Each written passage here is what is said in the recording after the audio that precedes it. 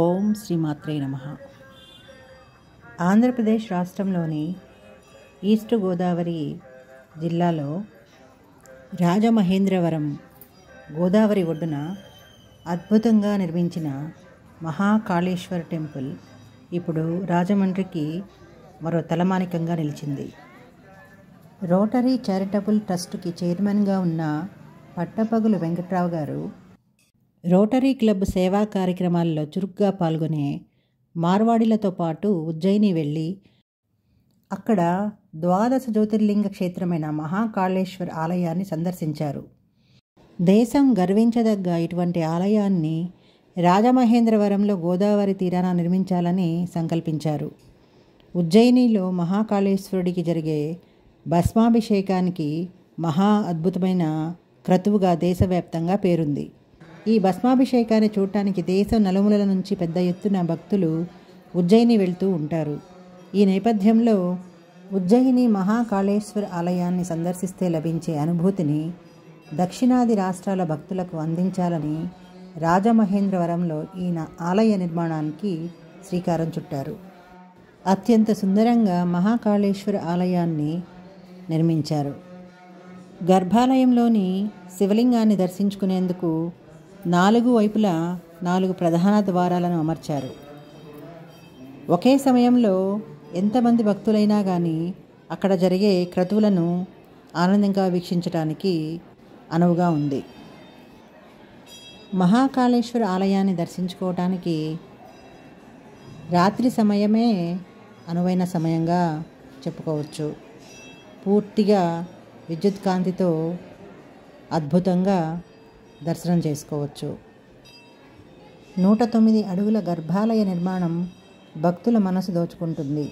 75 అడుగుల ఎత్తైన 4 గాలిగోపురాలు, 50 అడుగులతో అతి విశాలమైన 4 మండపాలు, 55 అడుగుల ఎత్తైన 4 ధ్వజస్తంభాలు, 4 బలిపీఠాలు, 4 త్రిశూలాలు, 4 నందులను తిలకించారంటే భక్తులు ఆనంద పరవశ్యంతో మునిగిపోవాల్సిందే.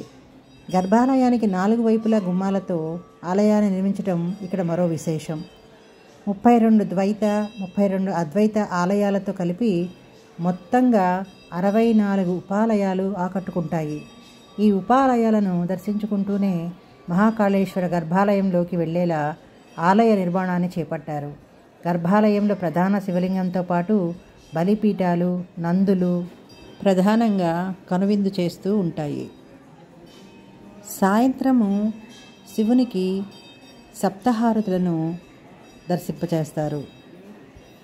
గోదావరి ఒడ్డున మనం చూసే సప్తహారతులు ఇక్కడ మహాకాళేశ్వరుడికి ఇవ్వటం విశేషం.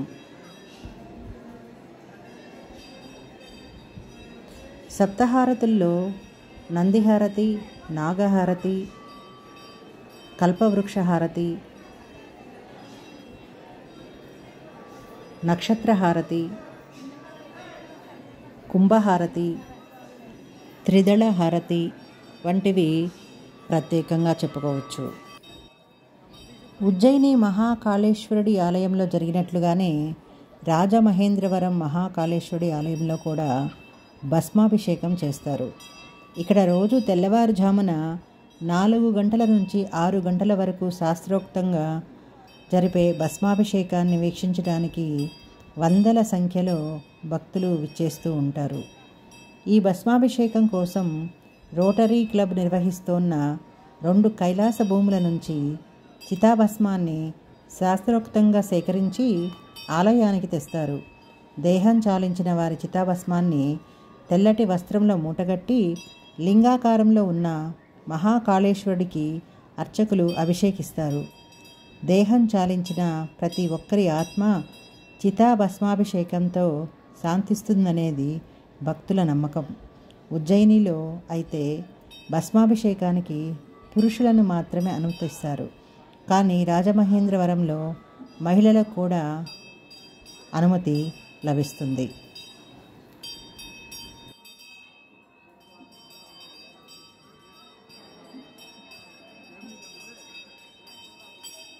ఆలయంలో ఉన్నంతసేపు చుట్టూ ఉన్న ఉపాలయాలను దర్శించుకున్నంతసేపు మనస్సు ఎంతో ప్రశాంతంగా ఉంది. దేదీప్యమానంగా దేవాలయము ప్రాంగణంలోనూ విద్యుత్ దీపాల కాంతి మనసులోని చీకటిని పారద్రోలినట్టుగా మనసు శరీరం ఏకకాలంలో తేలికైన భావన కలిగింది.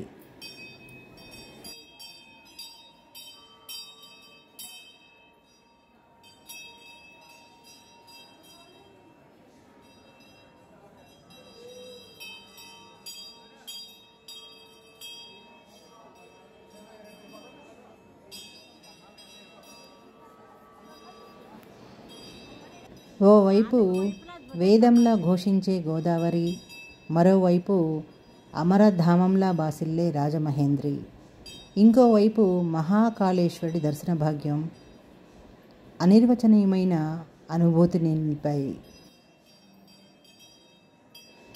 దేవాలయంలో భక్తులు మ్రోవించే చిరుగంటల శబ్దమే కాకుండా అక్కడ నిత్యం నాగేంద్రహారాయ త్రిలోచనాయ భస్మాంగరాయ మహేశ్వరాయ నిత్యాయ శుద్ధాయ దిగంబరాయ తస్మేంతకారాయ నమశివాయ అంటూ వేదమంత్రాలు వినసొంపుగా వినిపిస్తూ ఉన్నాయి. మహాకాళేశ్వరుడికి నిర్వహించే భస్మాభిషేకం భక్తులను ఆధ్యాత్మిక ఆనందఝరిలో ఓలలాడిస్తున్నదనటంలో సందేహం లేదు. దక్షిణ భారతదేశంలోని తొలి మహాకాళేశ్వరాలయం గోదావరి చెంత, అది కూడా అమరధామం లాంటి రాజమహేంద్రవరంలో ఉండటం ఎంతో సంతోషాన్నిస్తుంది.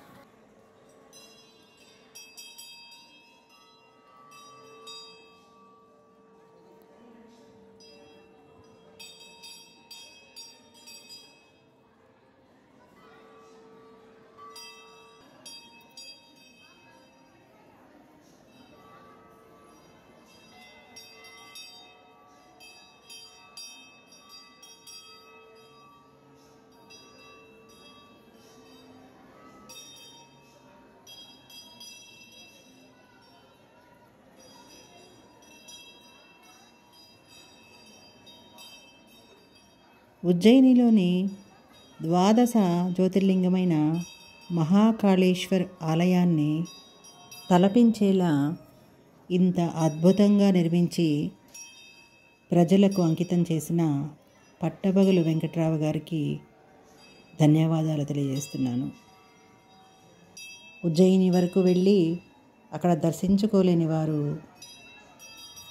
అక్కడ ఉన్నట్టుగానే శివలింగాన్ని తయారు చేయటము, అక్కడ జరిగే ముఖ్యమైన భస్మాభిషేకాన్ని ఇక్కడ కూడా నిర్వర్తించటం అనేది అద్భుతమైన విషయం. అందుబాటులో ఉన్నవారు, తెలుగు రాష్ట్రాల వారు తప్పకుండా దర్శించుకొని అనిర్వచనీయమైన అనుభూతిని నింపుకోగలరని భావిస్తూ మరొక ఆధ్యాత్మిక కేంద్రాన్ని మీకు పరిచయం చేస్తాను. అప్పటి వరకు సెలవు.